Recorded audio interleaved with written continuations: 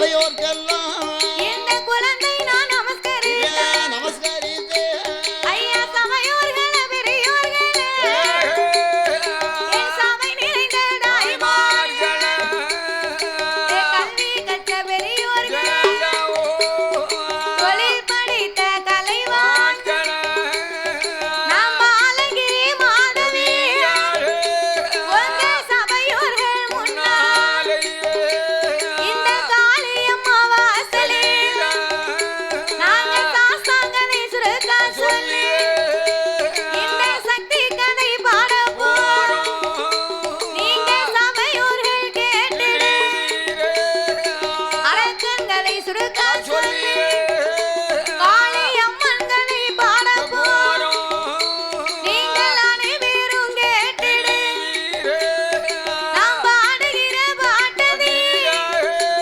ஒரு பழுது குச்ச வந்துட்டால் உங்க பாலகி போல் என்ன நான் சொல்லுகிற சொல்லடி ஒரு சொல் குறையை இரண்டிட்டால் சொன்ன குழந்தை போல் என்ன அறிந்து நாம் பாடிட்டால் அறியாமல் பாடிட்டால் எனக்கு தெரிந்து நாம் பாடிட்டால் தெரியாமல் பாடிட்டால் அதிலே முன் சொல் பின்னால் வந்துட்டால் இல்லை பின் சொல் முன்னால் வந்துட்டால் நாங்கள் 6 பிள்ளை 100 குற்றம் 6 பிள்ளை 100 குற்றம் எங்களை ஆதரிக்க வேணும் ஐயா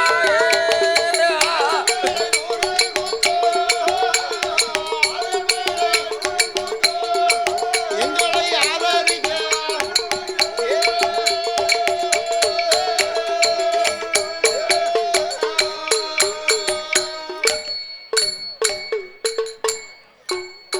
சபையோர்களே பெரியோர்களே பெரியோர்களே சபை நிறைந்த என் தாய்மார்களே தாய்மார்களே பெரியோர்கள் சபையோர்கள் என்னை பெற்றெடுத்த தாய்மார்களே தாய்மார்களே கல்வி கற்ற பெரியவர்களே பெரியவர்களே தொழில் படித்த கலைவாணர்களே கலைவாணர்களே எனது அருமை சகோதர சகோதரர்களே சகோதரர்களே வருங்கால மாணவ செல்வங்களே வாலிபர் இளம் சிங்கங்களே இளம் சிங்கங்களே எனது அருமை சகோதர சகோதரர்களே சகோதரர்களே அதாவது என்ன இந்த கள்ளம்புலிமா நன்னகரத்திலே இந்த நன்னகரத்தில மக்களை காத்து ரட்சித்து என்றென்றைக்கும் கிருபையுடனே கொலுவிருந்து வரக்கூடிய என் நம்பிகை அங்கையர்கண்ணி அகிலாண்ட கோடி பிரம்மாண்ட நாயகி அருள்மிகு என் தாயாகப்பட்ட காளியம்மனுடைய திருவாலயம் இந்த ஆலயம் அடேப்பா காளியம்மன் திருவாலயம் இந்த பெரிய ஆலயம் ஏமராஜா காளியம்மா பேச்சியம்மா மாடசுவாமி இப்படி அமைந்திருக்கக்கூடிய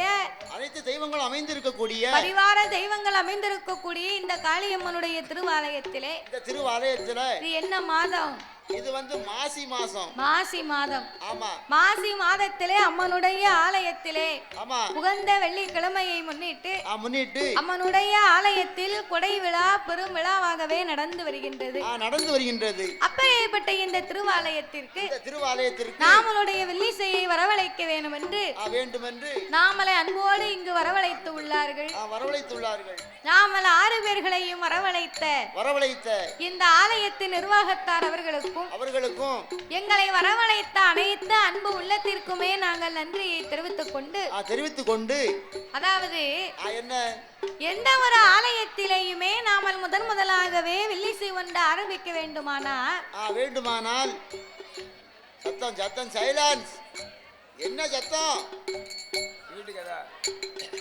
அவ இப்பதான் எல்லாருமா உட்கார்ந்து மீட்டிங் போடுதாவோ மாவளுக்கு எப்படி செஞ்ச எந்த கடையில மாவு வாங்கின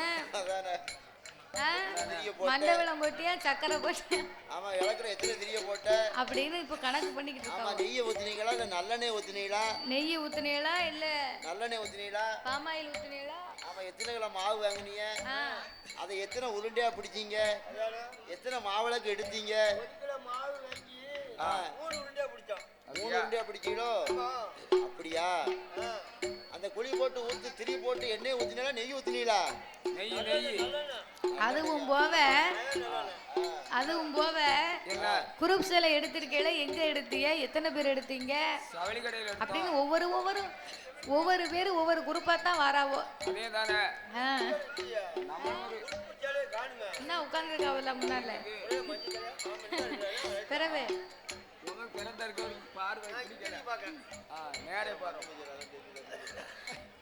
அப்பேற்பட்ட இந்த காளியம்மனுடைய திருவாலயத்திற்கு எந்த ஒரு ஆலயத்திலேயுமே நாம முதலாகவே வில்லிசை ஒன்று ஆரம்பிக்க வேண்டுமானால்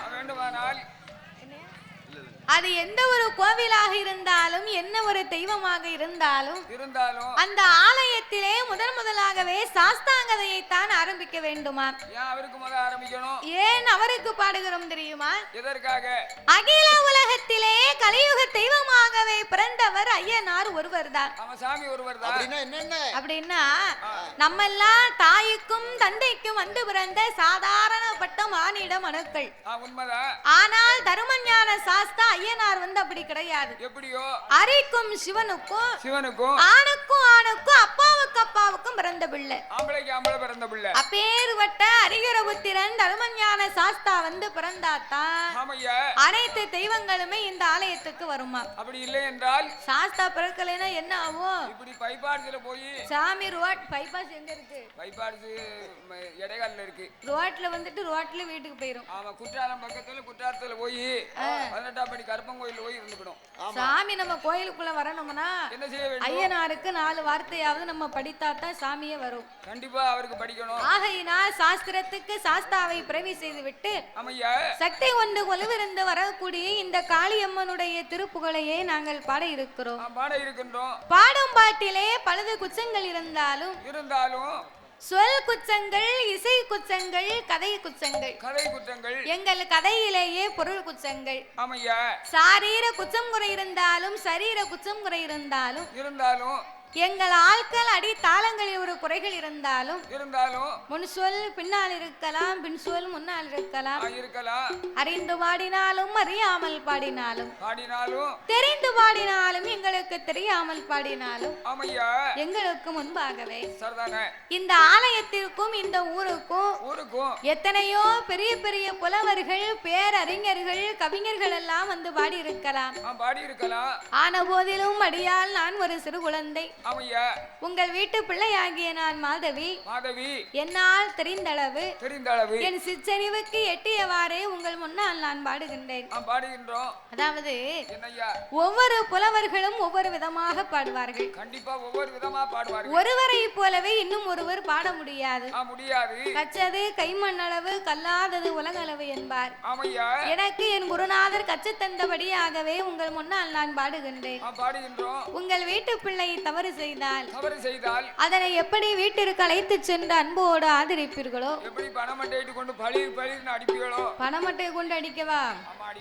பணமட்டையை கொண்டு அடிக்கணும்னா உன்னையத்தான் வீட்டுக்கு கூட்டு போய் சொல்லணும்.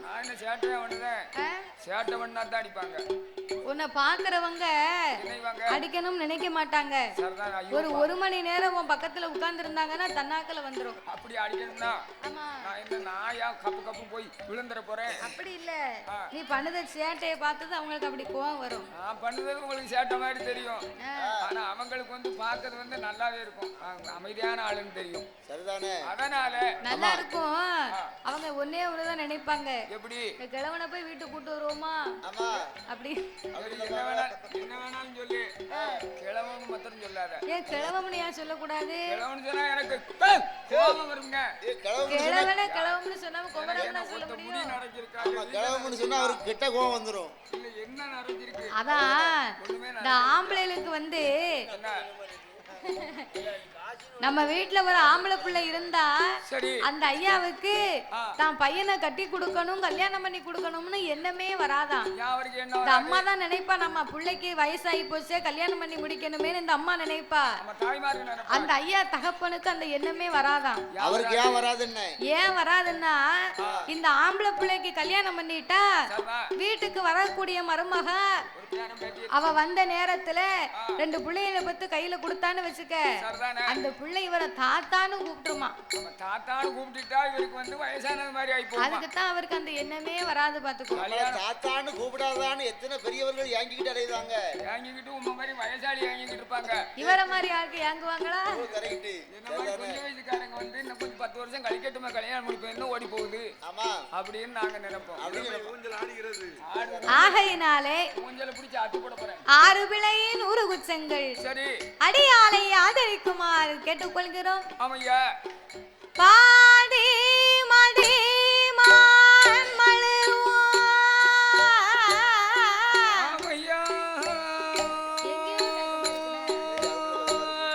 கங்கையோடு பாம்பணிந்து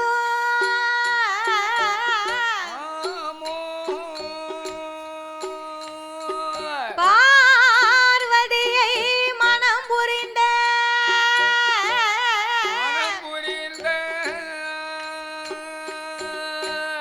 ஆடி சிவன் மோகமது கலிதமாகி அச்சுதா என் பெருமான் இருகரத்தினால் ஏந்த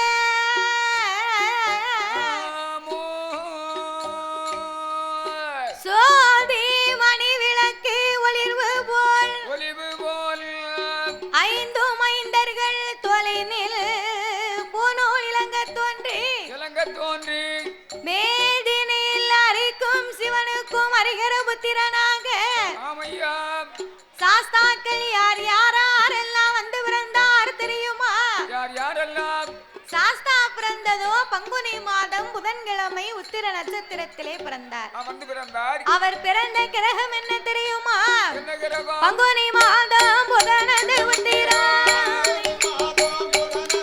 சாமி பங்குனி மாதம் புதனது உத்திரம். பௌரண பஞ்சமி கடக லக்கணத்தில் இங்கிதமாகவே அமிர்த யோகத்தில் ஆதிக்கும் சிவனுக்கும் பிள்ளையாய் பிறந்தார். கையில் பிறந்தவர்க்கு கையனார் என்றோம். ஆதியிலே உள்ளவர்க்கு ஐயனார் என்றோம். சாமி ஐயனார் ஐயனார் ஹரிகர சுதன் ஐயனார் ஐயனார் ஐயனார் அச்சங்கோவில் ஐயனார் ஐயனார் ஐயனார் சபரிமலை ஐயனார் ஐயனார் ஐயனார் ஆரியங்க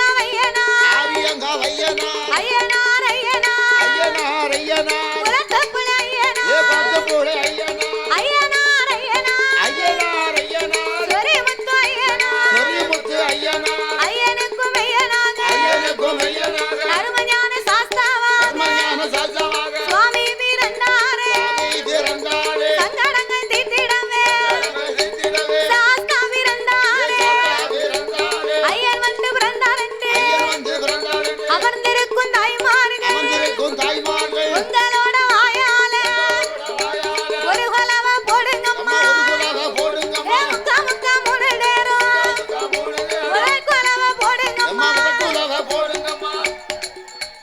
இப்படி வாசல் அடைச்சு உட்கார்ந்தா போதுமா?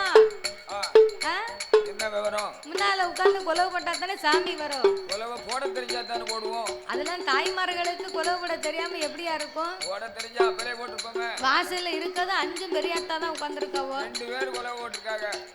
பாக்கி எல்லோரும் வேடிக்கை பார்க்காங்க.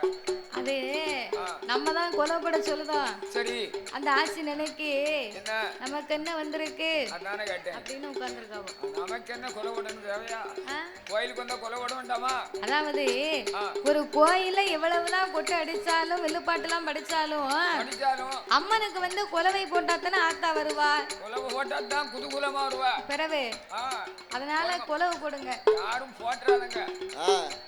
கொலை போடுவாளாரும் போட்டோ என்னாகும் போடக்கூடாது நான் சொல்லுவேன். கொலவை போட தெரிஞ்சா தான் நாங்க கொலவை போடுவோமே. போடுவாங்க பாரு. கொலவை போட தாய போடுங்கம்மா ஒரு கொலவை. நீங்க பொண்ணான மணி கொலவை. காமத்தா மூணு நேரம் முதல் கொலவை போடுங்கம்மா. பொண்ணான பூநூலா பொன்பதித்த தாவடம்மா. வெள்ளியால பூநூலா வெங்கல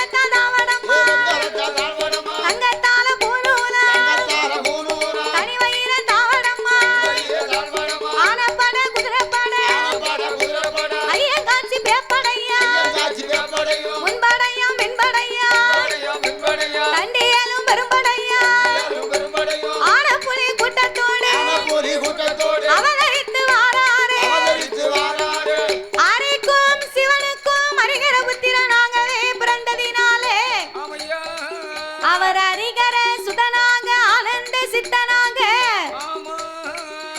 ஐயனுக்கும் மெய்யனாக தருமன் ஞான சாஸ்தாவாகவே வந்து பிறந்தார்.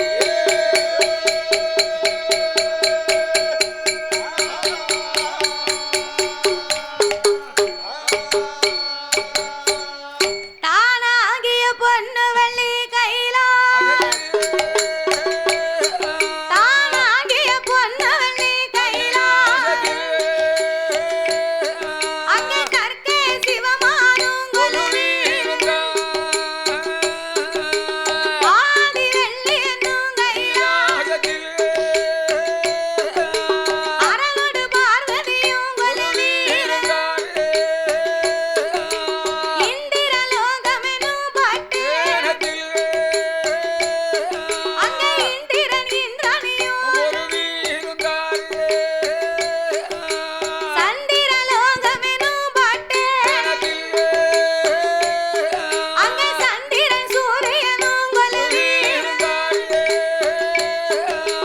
சத்திய லோகமெனும் பிரம்மலோகத்தில் சுவாமி சதிர்முகன் சரஸ்வதியும் கொலுவி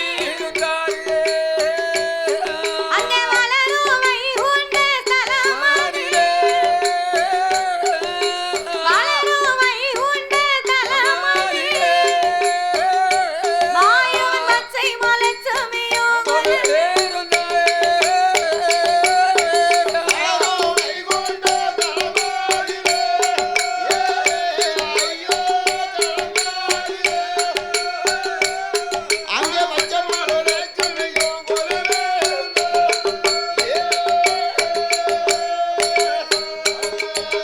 முற்பட்டு முறுக்கோடி தேவர்கள் அங்கே 48,000 கோடி அகத்தியரோடு புலத்தீரும் அங்கே அழகு கலை கோட்டு மாமூடி அங்கே அமரர் தேவரோடு முனிவர்கள் அஷ்டவித்து பாலர்களும் கொலுவி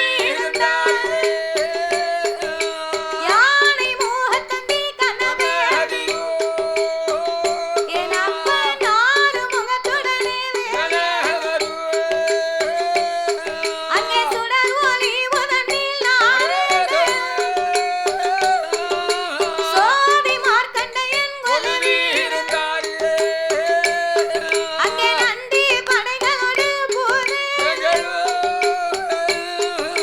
நந்தி படைகளோடு பூதேகளும் கைலையில் 4 லட்சம் கோடி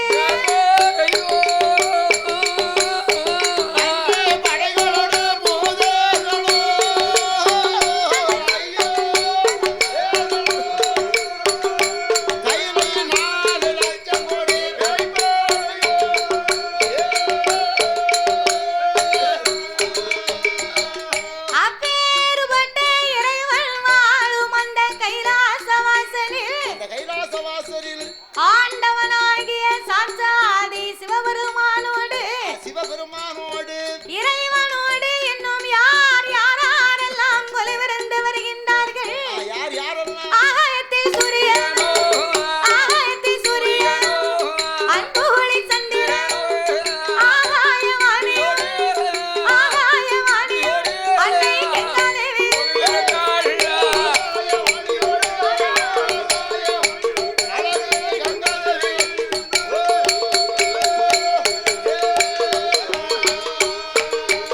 அங்கே கொலைவிருக்கும் நாளையில் கொலைவிருக்கும் நாளையில் கைலாசவாசலில் நாளை கண்ட பகவானுக்கு தெய்வலோக ரம்பை திருநடனம் ஆடுவார் ரம்பை வருவார் நடனங்கள் ஆடுவார் ஊர்வசியா வருவார் உல்லாசமா பாடுவார் கேரளையா வருவார் மிருதங்கமும் போடுவார் சரஸ்வதி வருவார் சரஸ்வதி வருவார் அம்மா சங்கீதங்கள்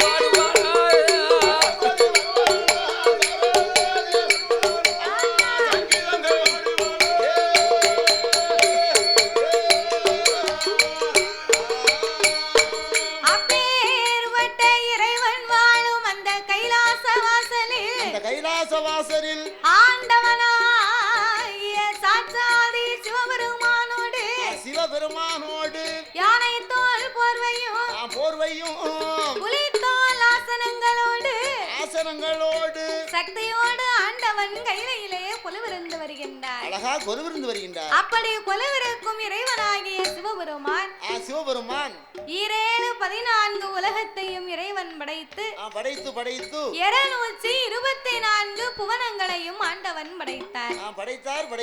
7 சப்தாசாரங்களாகப்பட்ட கடல்களை படைத்து கல்லுக்குள் இருக்கும் தேரையவும் தாயார் கருப்பையுக்குள் வாழும் சிசுவையும் படைத்து முட்டைக்குள் உருவாகும் குஞ்சியவும் ஆண்டவன் படைத்து ஓர் அறிவு முதல் 6 அறிவு படைத்த நாமளை போன்ற மானிட மக்களை படைத்தார். நம்மளை எதற்காக படைத்தார்? நம்மளை எதுக்கு படைத்தார் ஆண்டவன்? ஆண்டவே நாமளை ஏன் இந்த உலகத்திலே படைத்தாரையானா எதற்காக? நாமல் அனைவர்களுமே இப்பூமியிலே ஒற்றுமையாக இருந்து வாழ வேண்டும் என்று சொல்லி ஆண்டவன் நாமளுக்காகவே இந்த உலகத்தை படைத்தாராம். படைத்தார். ஒற்றுமையா வாழணும்னு சொல்லி படைத்தாரோ? அவன் நம்மளிடத்துல நம்ம கிட்ட எந்த ஒத்துமை இருக்கு? இந்த மக்கள்கிட்ட ஒத்துமை இருக்கா? ஏன் ஒத்துமைன்னு கேட்கணும். உலகத்துல ஒற்றுமையே கிடையாது. நம்ம சாதியாலும் மதத்தாலும் மொழியாலும் அரசியல் ரீதியாகவும் நம்ம அப்படியே பிரிக்கப்பட்டு கிடக்கும். அப்படியா? நம்மகிட்ட ஒத்துமை கிடையாது. இல்ல மனிதரால் உருவாக்கப்பட்டது இது. அதாவது ஒற்றுமை என்பது நம்ம 6 பேருக்குள்ளே இல்லாத போது உலக மக்களை நாம சொல்ல முடியாது. ஒருவர் வாழ்வதை பார்த்து ஒருவர் பொறாமைப்பட்டு கொண்டே இருக்கிறோம். ஒருவர் வாழ்வதை பார்த்து ஒருவர் ஆனந்தப்படுகிற நாள் என்னைக்கு வருகிறதோ அன்னைக்குத்தான் நாட்டிலே ஒற்றுமை வரும். என்னைக்காவது நம்ம பொறாமைப்படாம ஒற்றுமையா இருப்போமா? அது நடக்கக்கூடிய காரியமா? அது என்னைக்குமே ஒற்றுமைப்படுத்த முடியாது. அப்ப இந்த ஆண்டவன் பூலோகத்திலே மரம் செடி கொடி பயிர் புல் பூண்டு இலை தாவரங்களோடு ஆடு மாடு கன்றுகாடைகள் அதனையும் படைத்து எறும்பு யானை முதல் என்ன உண்ணாத மனுக்கள் 84 லட்சம் கோடி சிவராசிகளை படைத்து படைத்ததொரு உலகத்திலே ஆண்டவன் எல்லா மிருகங்களுக்குமே 5 அறிவை தான் கொடுத்தார். ஆனா மனிதராகப்பட்ட நாமளுக்கு மட்டும்தான் 6 அறிவை கொடுத்தாராம். அது 6வது அறிவு எக்ஸ்ட்ரா ஒரு அறிவு ஏன் தெரியுமா? நமக்கெல்லாம் பகுத்தறிவை கொடுத்திருக்கிறார் ஆண்டவன். நான் நினைச்சேன் 5 அறிவுல ஓடுது. ஒரு அறிவு குற்றாலத்துல ஓடுது. இதுதான் அறிவு. அப்போ உனக்கு தான் 6வது அறிவு இல்ல. அப்படியா? ஆமா. 6வது அறிவு இருந்தாயா நான் இப்படி இருக்கேன். அது தெரியும்ல. இப்படிலாம் இருப்பேன்.